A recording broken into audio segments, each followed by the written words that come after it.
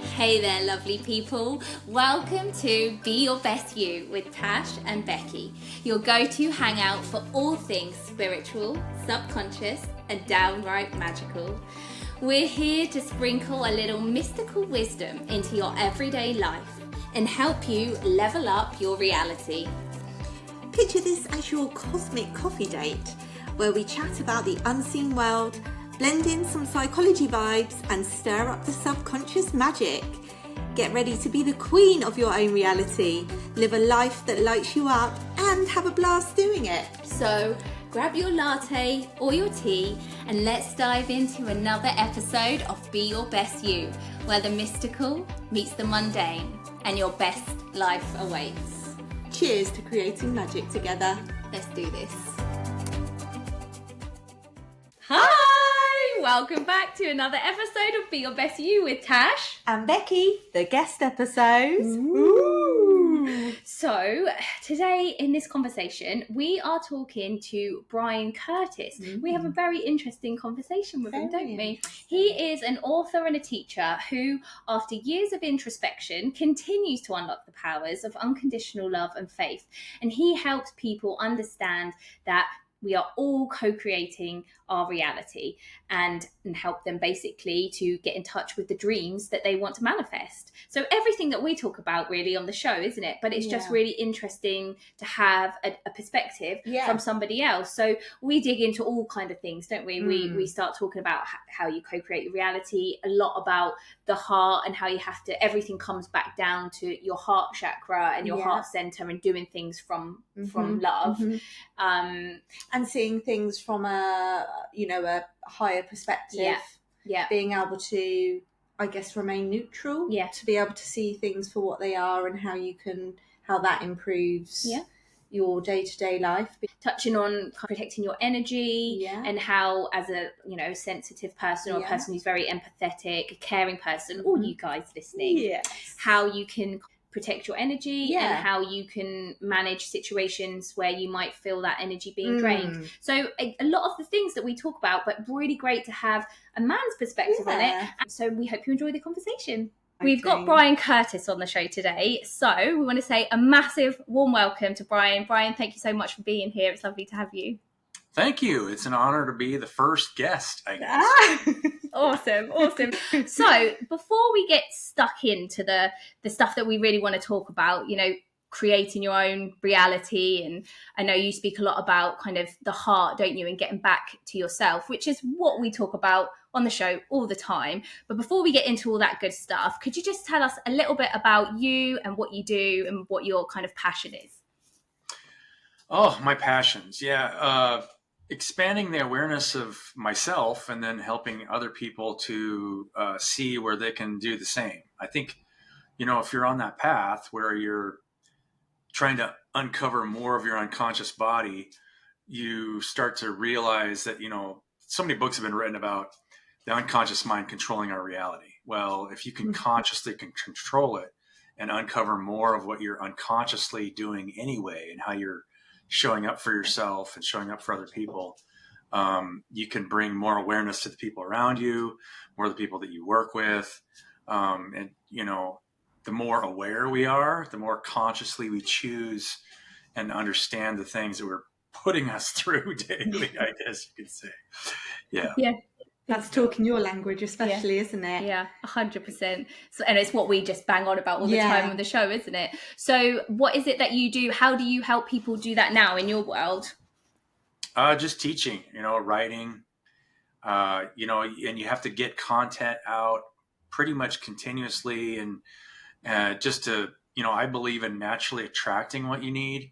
When if you're trying to force people around you to listen to you in a way, it just never works out the same way.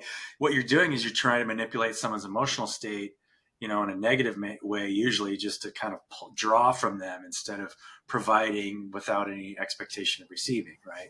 And you'll get what you need and you actually learn about yourself in the process. It's a natural state of breathing. So, Yeah, I love that, because that's why we wanted to do the podcast, isn't it? Because we started just talking about these kind of things when on our dog walks every morning, and we were like, oh, this is just such good stuff that we're talking about. It's so empowering, and we just feel like we really want to share it, but there wasn't very many people in our lives that we could kind of share it with, because they weren't on the same level as us. So we were like, right, well, we're just going to start a podcast then, and we can talk about it. And it's just awesome to see how people are just attracted to it, and how many people we've met, and the interesting, well, we've just like changed the whole kind of the people around us now. So now most of our conversations are about this kind of stuff. And it's completely flipped, hasn't it? But I totally agree with you. I think this isn't, you can't push it down someone's throat. You've got to be ready for it, haven't you? Yeah. You know, there's so much of the business community is trying to push you to get clients, right? I'm just actively trying to get clients all the time. But people are ready when they're ready, right? And they, you know, we don't understand where we're at, why we're doing what we're doing until we really understand it. And then you just naturally attract the right people at the right time. And that's been my experience too, right? For my own journey, right? Because, you know, we're all moving through levels of awareness. So, and the process, you know, until we're 100% aware, you know, I'd probably start popping in and out of three-dimensional reality, you know, if that was the case. So, you know, that journey it's a never-ending journey, you know, because I could talk about that topic for a while. Yeah, I know. And so I've actually started reading your book as well. And what I find really interesting, and we were just talking about this, weren't we, is how you see reality through the eyes, because you used to be an electrician, didn't you? So you see it through that, the kind of the energy. So we speak a lot about on this podcast, the energy behind things, like the unseen world. So we're trying to bring this unseen world into the psychology side of things, which obviously I work with as a hypnotherapist as well.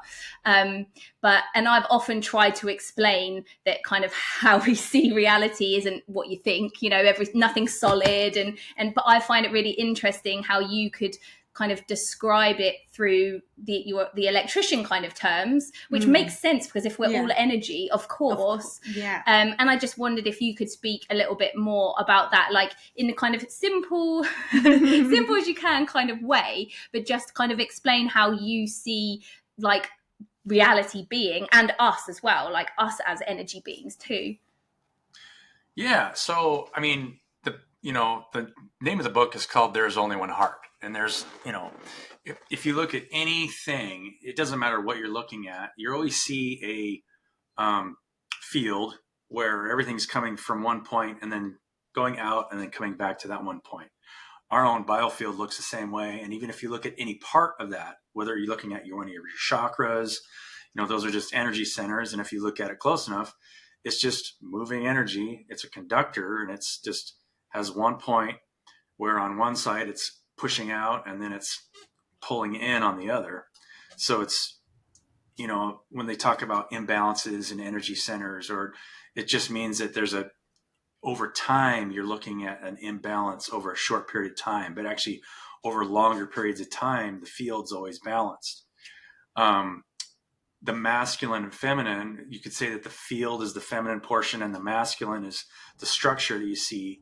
But then when you look close enough at any structure, you just see it's a collection of fields. So reality is this weird interplay of you're looking at one side or the other, depending on how you look at it, but you're always looking at the same thing.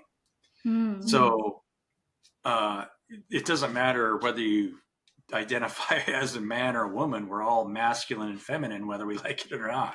Yeah. And you're switching back and forth between the two to create both the structure and the field. So at one time you're listening, sometimes you're creating. And if you can balance your creative and receptive cycles, you know, that's really how you'll find balance within the field that you're in. And you can expand your awareness, because you start to understand, oh, wait, I'm receiving what I'm creating. You know, people focus on money so much, but money really is just kind of this lower, you know, understanding of reality, where what we're really doing is creating something and then receiving what it is that we're creating. So, and if you're just creating love for the people around you and just trying to get closer to the people around you, then you're really expanding your awareness because you're becoming part of the larger field. That picture of the galaxy that's kind of, swirling in on itself. Yeah, it's a long topic. So, we could talk about this, any aspect of that. There's so many different aspects of that about breaking down time, how time and space are directly related. When you're looking at a smaller field, it's moving so fast relative to your spatial relativity to it that the number of times is vastly increased, and that's the collapsing of the waveform, where they talk about quantum physics, where they're, if you pull yourself out of something and you're looking at oh wow, it's just one thing, and you're looking at everything within that field is experiencing time linearly to that, but you're pulled away from it and you see it as a whole. So, yeah. I find that fascinating. And like, I often try and explain, because, I've read books about quantum physics, and sometimes the whole kind of time space thing confuses me, but then I've read some books, I'm like, I think I get it, I think I understand. And then I try to explain it to you. But I'm really fascinated about stepping outside of time and kind of seeing it as this whole, like stepping outside of linear time. So I mean, I don't know whether you can answer this question, but how for you, so you have this understanding, how does that help you in your everyday life? Like, how are you able to kind of almost come outside of time and use it to help you in life, to collapse time, so to speak, to make things happen more quickly? Do you use it? Do you not do that? Like, can you use it in your life? Yeah, I mean, I think one of the hardest misconceptions it even happens in the spiritual community and other communities, is they focus a lot on the third eye chakra.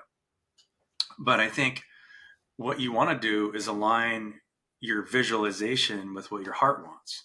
Your heart really wants to move closer to the people around you. So if you can create that visual in your mind, then that's going to be your prime, that will align you and bring in, when it comes to manifesting. I think you're talking about manifesting, right? Yeah. You're manifesting the best things to heal your heart space, because any boundaries that you have around your heart will limit your ability to move closer with the people, get closer to the people around you. So, we can only do that.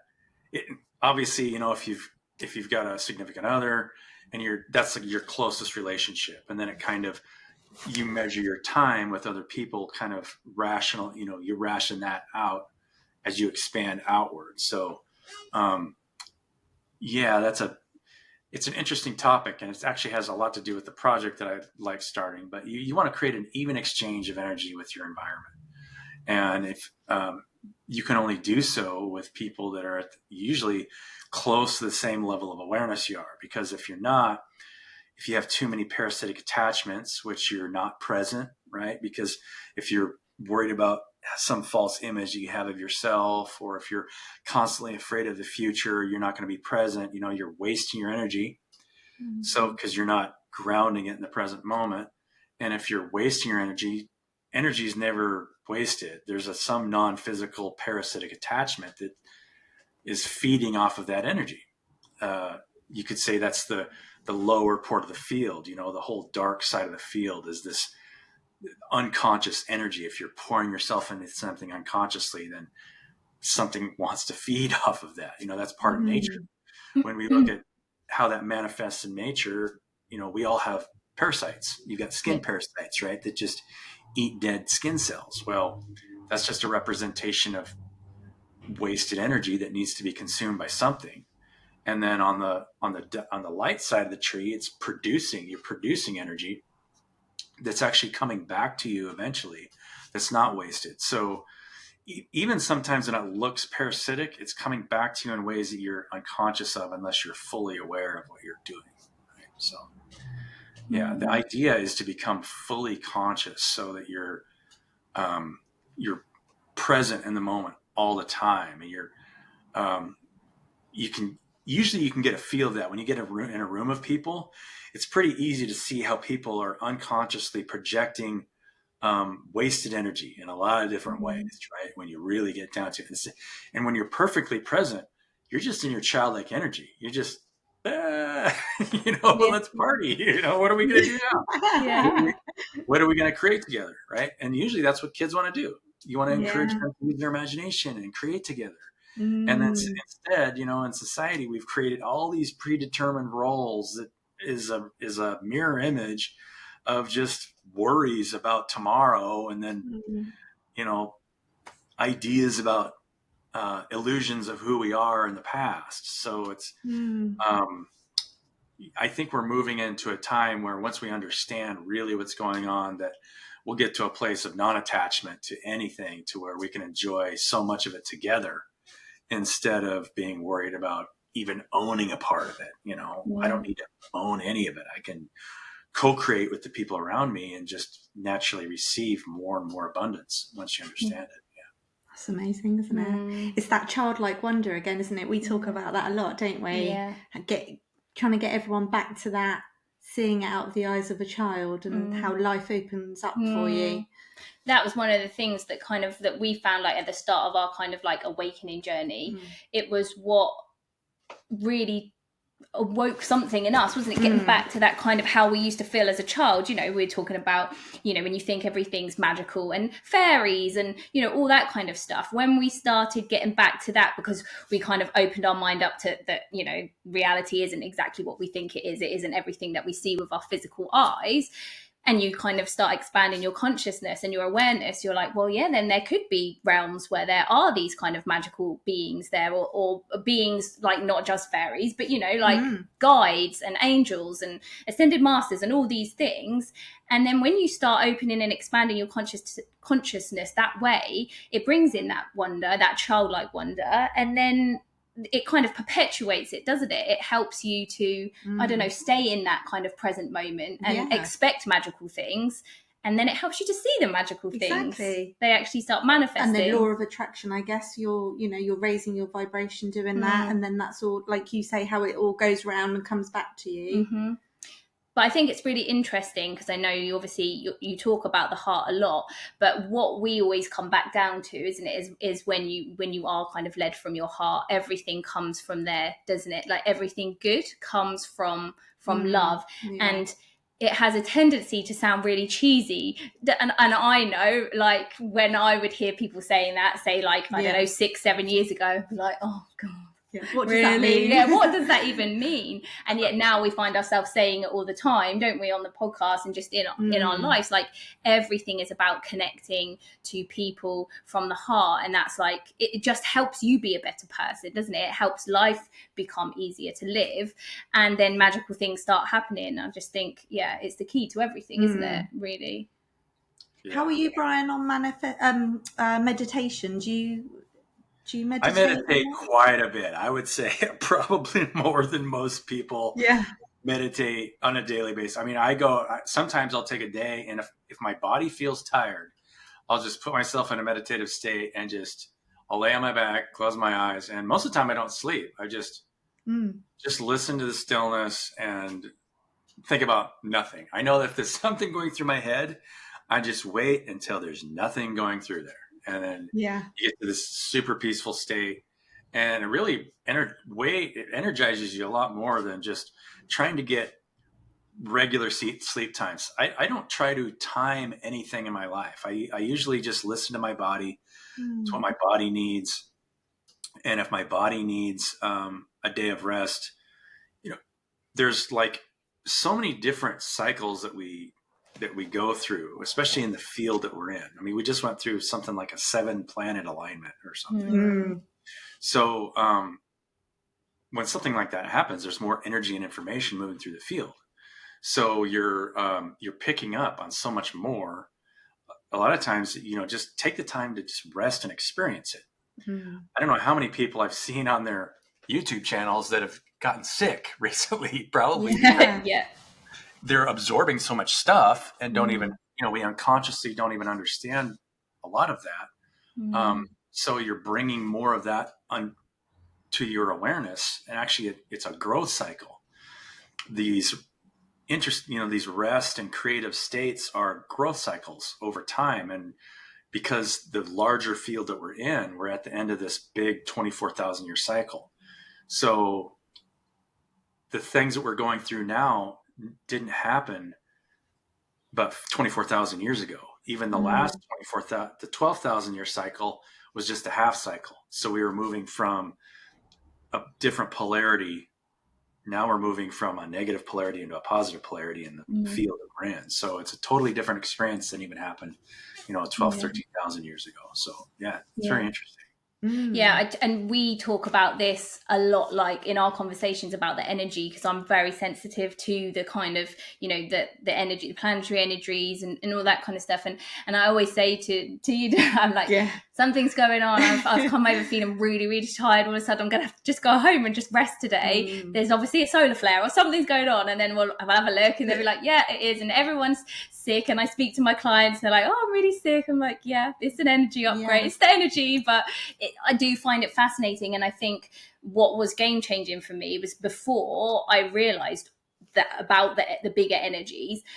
I did always think I was sick. I always thought I was tired. I thought I was lazy. And I pushed through, and that led me to being more sick and more negative self-talk, and just thinking, why am I like this? Why does it have to be like this? And as soon as I realized, like, oh, okay, there's energies at play here, and it's not about, because I was saying, sometimes it can then become easier to be to step into a victim mindset again and go, oh, it's the energies, like, oh, I can't do this, it's the energy. So there's a balance. But when I learned to rest when my body was telling me to rest, and if I woke up and I felt really tired that day, like, I would honor that, and then you move through these cycles, don't you? And you kind of like ride the wave rather than trying to like swim against the current and drown in at the same time. And I wish more people understood that, because I think there's so many sensitive people out there who don't know they're sensitive. They just think that they're not managing well, Yeah, when you force yourself to do something you don't want to do on the day, if you're not feeling well and it's just like, oh, I still got to get up and I still got to do this thing. It's like, do you really? I mean, are you going to die if you don't, I mean, I love interacting with people when I am in the right state and I feel I'm well rested and I feel like I can really provide a lot of energy to the people around me. But if I'm not in the right state, then I don't want to just pull off of everybody around me. I feel like I need to get myself in the right place. Right. I think there is a dance there for sure. Yeah, 100%. And I think also it's about, like, when you start understanding about the energies as well, you start realizing who you want to surround yourself with, because then you start realizing, oh, that person's always making me feel drained and it's like sucking energy. But when I'm around this person, I feel uplifted. And then you can start, like you said, this is all about consciously creating your reality, isn't it? It's like you can start strategically putting yourself in the energy of people that light you up. Because I know, I'm an introvert, but I just always thought that I was antisocial, like that I didn't like people. But it's actually not the case. I love people. I love people, but I just like being around the people that give me energy. Yes, I have to have my rest time and I need to have time on my own to get my energy back. But actually, when I'm around people, I can feel my energy raising. I can feel my vibration lifting. And that was something that was really interesting to me, because I just thought I was, antisocial. It's made understanding that, isn't it? Yeah. More, people like Brian out spreading the word is going to help us to all realise these things and hopefully live a better life, isn't it? Yeah. Well, introverts, I'm sure you're just like me, and you don't do this. You're doing it unconsciously, and you don't even realize you're doing it. And you just mentioned it just there, but a lot of times we will, as an introvert, you'll accept everybody around you and love their time, but you won't accept yourself for what you got to do for yourself. And so that's what actually kind of causes that introvert, because you don't even realize it, but you're actually not accepting yourself the way you're accepting everybody else. Oh, I love everybody. But then all of a sudden you're being hard on yourself when you need more rest or you need something else, right? So there's no reason to, it's all about transmuting energy. And we go through, when you're accepting everybody else and you're able to listen to everybody else and other people aren't accepting of each other, it kind of you'll pull yourself into a box, not even realizing it, because you're trying to ground out those energies where people are just in states of judgment, where it's just a lot of negative energy getting thrown around.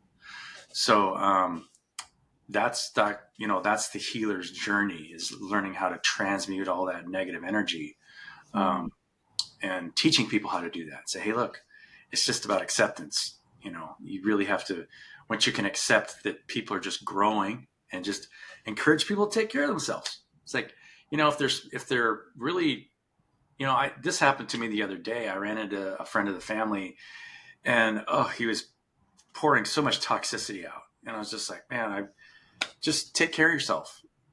That's what I told him before. Just do what you need to do for yourself. He said he was living on cookies and beer. I don't think anybody is going to be able to take care of themselves on cookies and beer. It's like, if you get to a place and at a level of awareness, you can transmute that and be in a good place all day long, I want to talk to you, because I don't think I can do that. So it's interesting. So what would you say, because a lot of the people that listen to this podcast, they are kind of sensitive, empathic, introverts like us, and a lot of people have people in their lives who are energy vampires, basically, who are sucking them, but a lot of the time we can't get away from them, can we? Because they're like our parents or our siblings or people that we work with. So what would you say to them? Like, how, I know you said it's about acceptance and obviously accepting that we need space as well, but practically, what do you do to kind of like manage yourself in that situation, so you can still come from love, but you can still respect yourself and keep them at a distance, but help them too? Like, does that make sense? Like, what would you do? Yeah, I mean, 99% of the time, they're always externalizing their pain when somebody's, throwing a lot of toxicity out there. And then, the first thing I'll always ask them, and this is whether it's family members or whatever, is just, why are you letting those people negatively impact your state of being? I mean, and to say it as loving a way as possible, right? It's like, those people don't know you. There's nothing wrong with you. And what you don't realize it is, almost always, there's always some unconscious feeling about yourself that you're projecting onto your environment, right? So you don't tell somebody like that. You can't come out and usually say, hey, look, just encourage them that there's nothing wrong with them, and that those people just don't understand that they're blaming you for something. And don't worry about that, right? Just, there's nothing you can do. All you can do is try to raise the awareness of the people around you, and doing it as loving a way as possible to encourage them that there's nothing wrong with them. There's nothing wrong with you. Because just saying that over and over will help them to stop externalizing, blaming the world or blaming that person over there for whatever they're going through. Yeah, it's interesting, isn't it? Because that's really good advice, isn't it? Yeah. It's like you always say, don't you? You're empowering the other person, not victimizing them. So like you're saying, Brian, you're fine. There's nothing wrong with you. And I also think it's really important to not feed into their kind of the negativity or feed into the drama, because I found that a lot of the time what I used to do was, because I wanted to empathize with them and I wanted to make them feel seen, and it was just kind of natural to me, I would just be like, oh yeah, that's really hard, isn't it? Like, oh, I get it, oh, it's rubbish, and now it's just, it's the last thing that I would do. And it's just, what I realize is I just think people just want to be heard a lot of the time. They don't actually want your advice. They don't they don't want you to tell them what to do. They just want to laugh. Yeah. And I think as a sensitive person, we have to just understand that we can let them do that, but we've got to put some, like some protection in place, however you want to do that. Visualize, some kind of protection, or have a mantra where you just say, this isn't mine, this isn't mine. Like you've got to do that, haven't you? And when you do that, something comes across in your energy, doesn't it? Where I find they almost stop talking. They'll be ranting, and then all of a sudden they'll just stop, because it's like your energy just says, no, thank you. Not today. I'm not going to feed into this. Yeah. And I find that really powerful. Yeah. This is a projected reality. You know, we're living in a projected reality, and you're projecting even any kind of, and these are things that I've understood, just any kind of tie to the past at all. You're moving that, whatever that is, into the present moment. So there's no reason to move anything from the present moment. I mean, from the past and the present. Sorry, I forgot to turn my phone thing down. But I'm going to do that now, actually. But, you know, anytime you're pulling anything from the past into the present moment, there's a level of unawareness going on. You know, it's not real. You don't have to, because you're putting yourself in a linear version of time within that field. You're not breaking down the pulling yourself out and just seeing it all as just a whole. The more you can do that, the more you'll get into your childlike energy, and you'll be able to get people out of the bondage of any kind of negative judgments because it always happens in the past. Anybody that's usually or worries about the future, but the worries about the future are always usually a replay of what they've experienced in the past.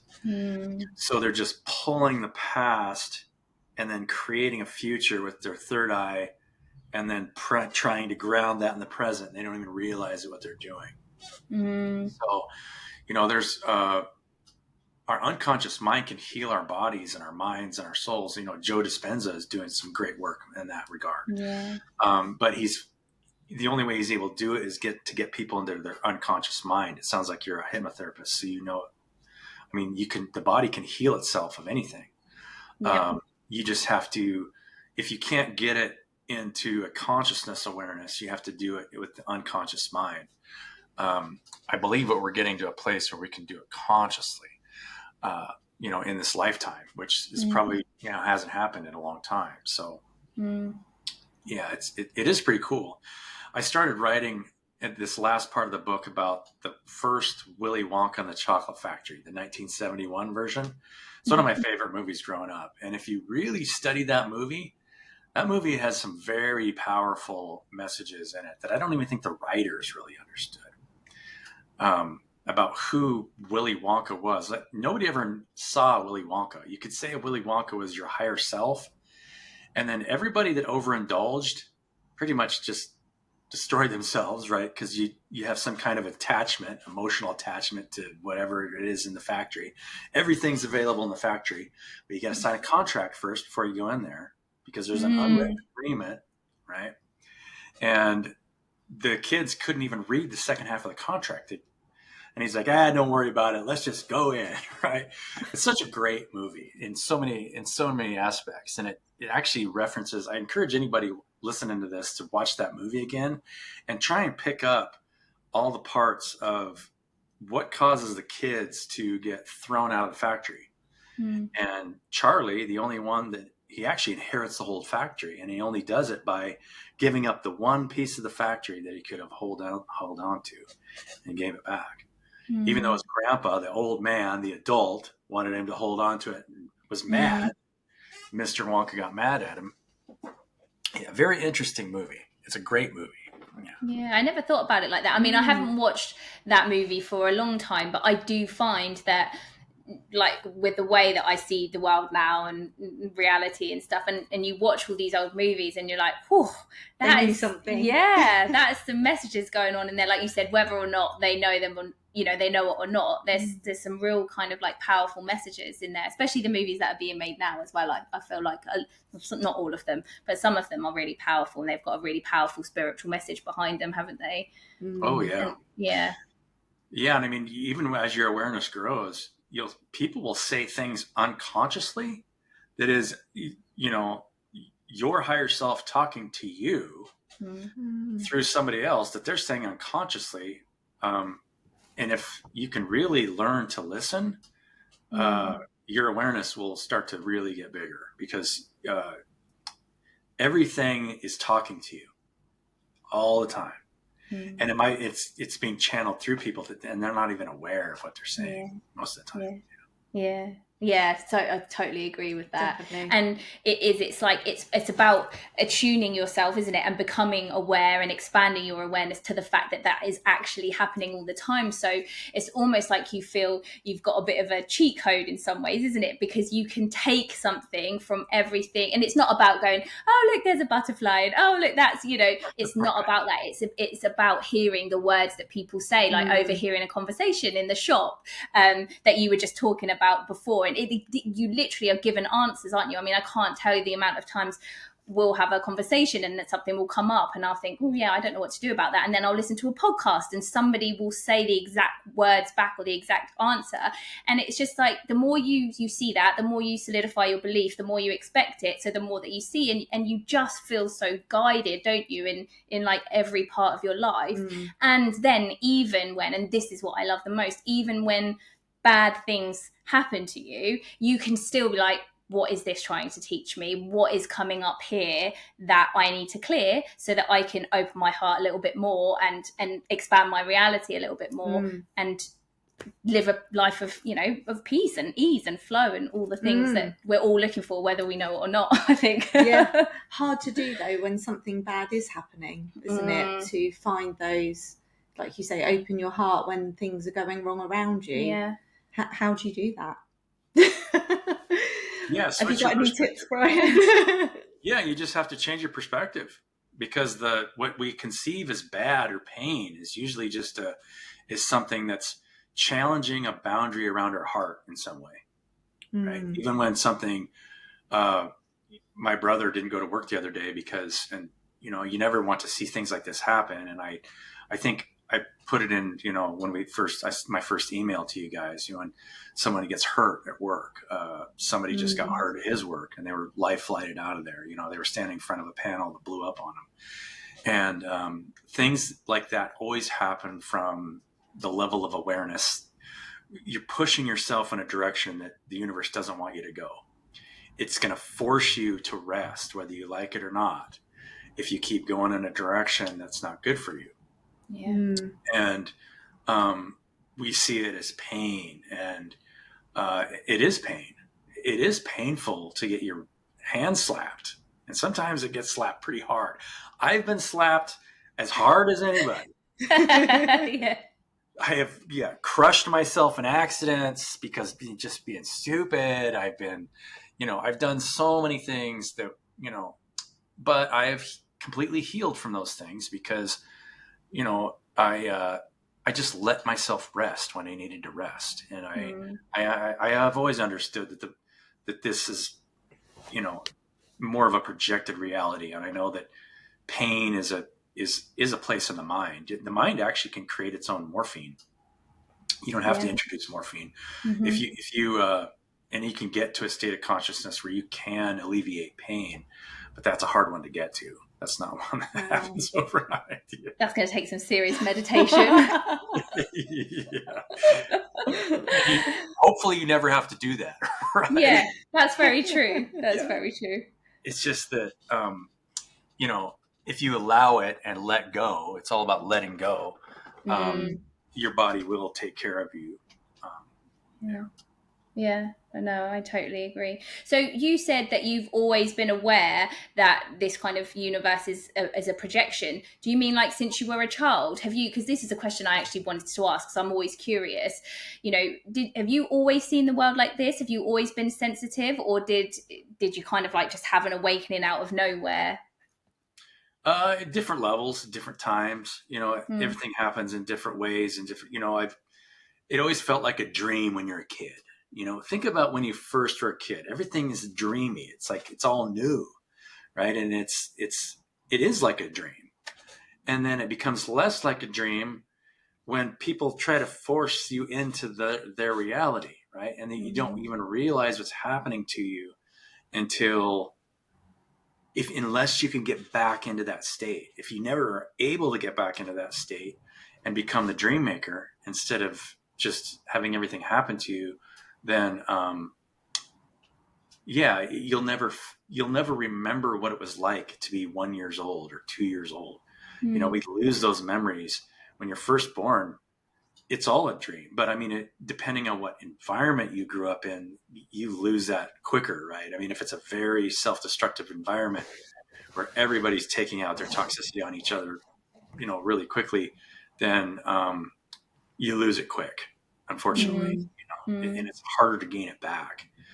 So there's levels of healing that people have to go through in order to get that back, to be able to create out of just pure love and awareness and a state of being that really encourages more self-awareness in your environment. Otherwise, you have to get your plate, all the structures that we've built in society kind of represent that, of some kind of trauma from early birth, somebody trying to, manage their time less than somebody else. Say your time isn't as worth as mine. So I need to take from this group of people to give more time to myself, all these hierarchical structures that we've created in our environment. So what we're seeing that actively now, those structures are coming apart slowly. And it's because the whole organism is slowly becoming more aware of itself. It just happens over time. Yeah.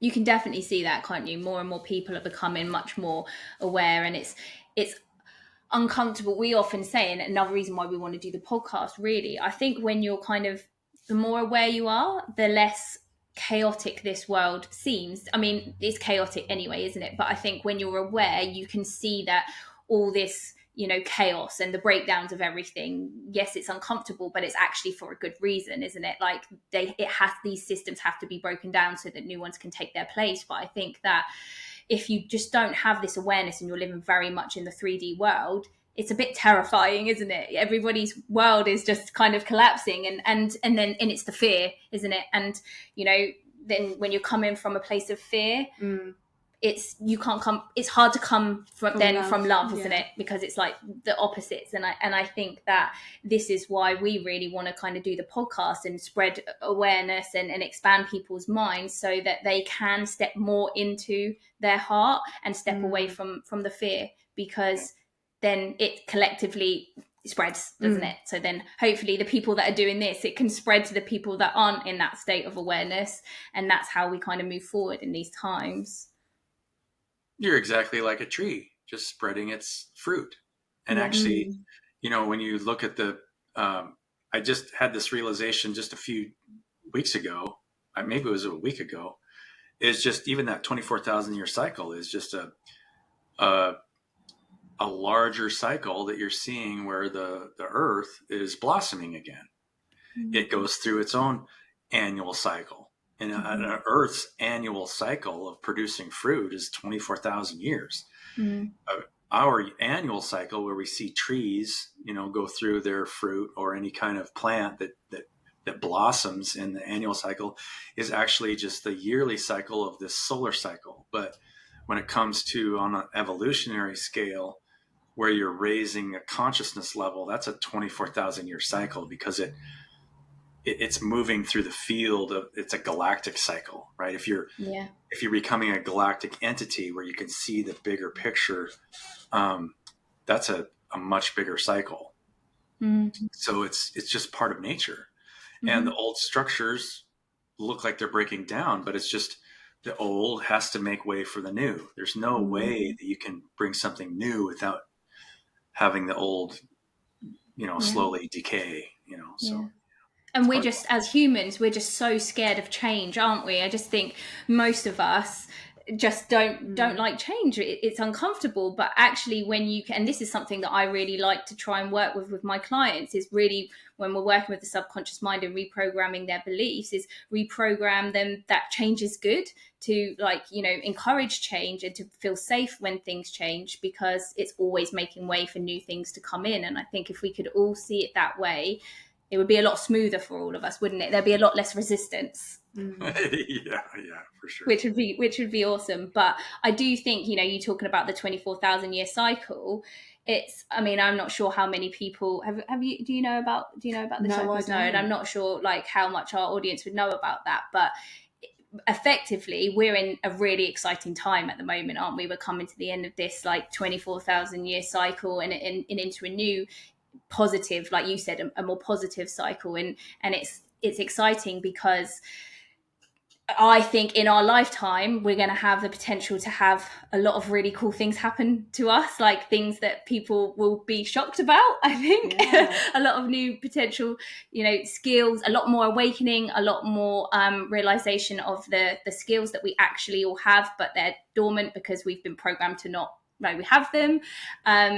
But it's like important to know that the reason this time is so chaotic at the moment and things are breaking down is because we're transitioning from one to another, and so it is going to be a bit wobbly for a while, but if we can get used to that and hold the belief that it's actually going to be better at the end of it in ways you can't even imagine, it's really exciting, isn't it? Yeah, I mean, most of the work is just grounding out people's despair and worries, right? Yeah. Because everybody gets so worried, because there's much less money in the system. And I've tried to encourage, and I've tried to teach this to as many coaches and consultants. I think we're still in that transition period where coaches, consultants, therapists like you, we're still in that transition period where we're temporarily having to get people to an energetic state where we can be co-creative together. Because you can't really co-create with somebody that's draining your energy all like that. And they're not in a place where they can create something new, right? So we're in that transitionary period where you can't force it to be something that it isn't. And people have to heal at their own rates. You can't force somebody to heal in a way that there's so much to the healing process, and that expands your whole state of being and rewires your whole system. It doesn't happen overnight. If you want to try and control it, you'll just be beating a dead horse. It's true, isn't it? And I think that's another thing for for healers, therapists, people who are empathic and sensitive. We want to help everyone, and I know for me that was a definite part of my lessons that I had to learn. I just wanted to help everyone, but I realized, first of all, you have to help yourself. Just number one, and that's a massive part of my work, is actually saying it's not a luxury, it's a necessity. You have to help yourself first, but also understanding that you can't help everybody, and it's not your job to help everybody. It's a bit like this savior complex, isn't it? It's not your job to help everyone. Just help the people that are ready for your help and get them out there so they can continue working. Because again, like, I know you talk about the heart and community and coming together, and it's very much like that's our kind of ethos, isn't it? It's like every time we're helping someone, it's the effect of it, it's the spread of it, isn't it? It's like the cumulative effect. And so you could just help one person, but just know that that's going to ripple off to everybody. And the more you help people who are ready for help, the more likely the ones that aren't ready for help will get affected by that in the end, but also accepting that it's their journey. And actually, at the end of the day, and I think this is something that really helps me, because I was always very much like time and rush and like, oh, we have to get healed and we have to do this, but it's all okay. Like, we're infinite, we're forever. We're we don't age, like in the grand scheme of things, and we've got plenty of time. You don't do it this lifetime, you do it the next lifetime, not the next one, do it the next. It's fine. So just be where you're at, and I think that's then really helpful to help you just then get back into the present moment and ground where you are. Because when you realize there's no end date, really, there's no like, well, this is, you have to get here, when you realize that there isn't actually ever an end point, because the work's never done anyway and there is no rush, you can bring yourself back to the present, which is where the magic happens, isn't it? Yeah. And I always, one of my passion projects, and I don't know how far it'll go, I've started to get some response from a few people. It'd be to create some kind of angelic rescue group where, because, people will have this perception of, the world's out to get me, right? Especially when everything's happening to them. But if you can create some kind of rescue group that doesn't cost anything, and if it's just a group of people that, if you can make a phone call, there's help hotlines, but a lot of times if somebody can come to your house and spend time with you and maybe help you do something, right? Take some weight off your back and just get people into that perception that, wow, everything out there is for me, but the only people that you really can help are the people that are willing to ask for it at the same time. That goes with me and that goes with everybody, because we all have to, unless we can humble ourselves to a place where we understand that, can you help me do this? Then I can't do even that project that I want to do. Right. So I have to have help, for people to be willing to at least be in the same state of mind and awareness that something like that is helpful for the larger organism. Because you don't want to try and do something that's going to stunt the growth. You just want to be there, available when somebody is willing to ask, right? The same way that I had to ask, in so many different times, and yeah. Oh, that's lovely. That's amazing, isn't it? Yeah, that's brilliant. I do.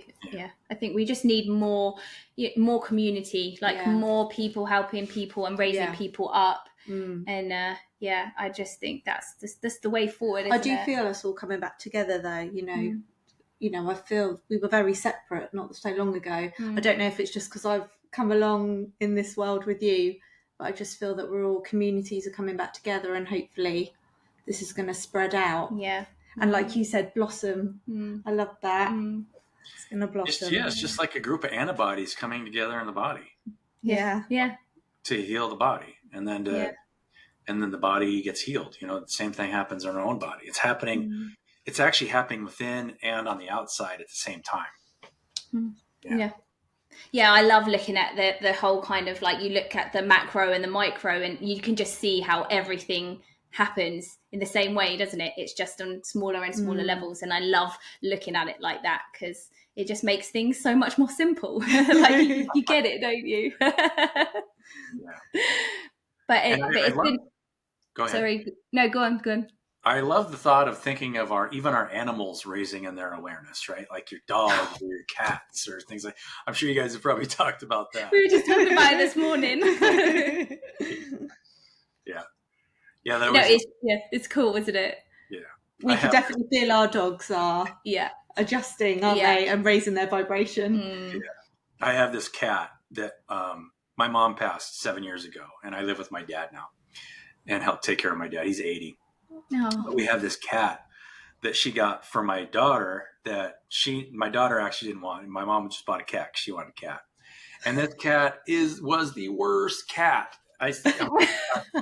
He had to attack everything. You couldn't pet him. He would just latch onto you. And I got him to a place where now he doesn't do it. He's not as bad as I've almost cured him completely of flashing out, because every time he did, he would latch onto me and I would just be completely unresponsive. I didn't care how much it hurt. He just latch on, and I just look at him. He'd look at his eyes and say, "What are you doing? What's the matter with you?" And then he would let go, and then he would go sit somewhere, and he'd look back at me like, what just happened? That's my problem, right? I mean, being non-reactive to when people lash out at you, I think, is one of the most powerful things. It makes people understand that, I have no problem with you. And if you react and try and create that battle, you're just reinforcing whatever belief they had for the reason that they need to, lash out in the first place. So. Oh yeah, that's so true. It's the most powerful thing you can do, isn't it? Just disengage, and it just takes care of it. They run out of steam, don't they? Because like you said, you're not feeding it, and that's really important, I think, in kind of, especially when you're in relationships or parent relationships, those kind of ones where you have those trauma bonds.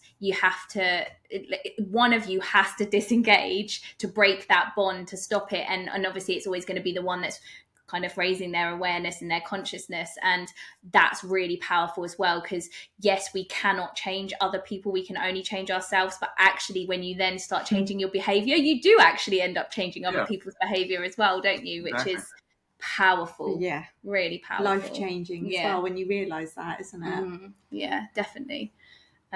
And everything's just a lot smoother as well, isn't it? A lot calmer, which is great. But listen, Brian, we could talk to you all day, honestly. But before we go, if there was one thing you wanted our audience to know, one thing that you think's like the most important thing to know, what would that be?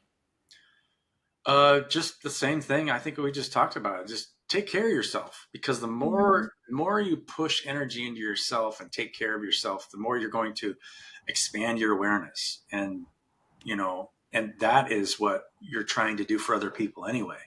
There's this misconception that, hey, you're not trying to fix anybody else. You're trying to fix yourself, and letting that naturally bleed out all the toxicity in your environment. And you'll do that because by disconnecting, when people are trying, if their purpose to interact with you is to siphon energy off you unconsciously, usually don't even realize what they're doing, but just by disconnecting and taking care of yourself, and then encouraging that, you're raising the awareness of the whole organism, and then getting it to a place where we can start co-creating together, which I think is going to, happen here.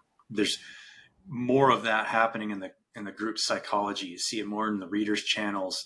It seems like there's a lot more groups that are learning how to work together co-creatively in equality and making decisions together without having to, create a narcissistic position where somebody's controlling somebody else, right? That's the last thing you want. So yeah. Oh, that would be so, honestly, like if you can think of all the kind of the big structures, the companies, if they're all running from a place like that, it's just going to be amazing, isn't it? And I can see it happening too. I see it kind of creeping in, and it's exciting, I think. But I do think that's a really important message. You've got to take care of yourself, and everything kind of follows from that, doesn't it? Yeah. Oh, Brian, thank you so much for coming on. It's been awesome talking to you. Amazing. Yeah, I really appreciate you both. This was awesome. Oh. Yeah, so cool. So what we'll do is we'll leave the link to where you can find Brian in the show notes, and where you can get his book as well. And in the meantime, we will speak to you guys later. Take care, and we'll see you soon. Bye.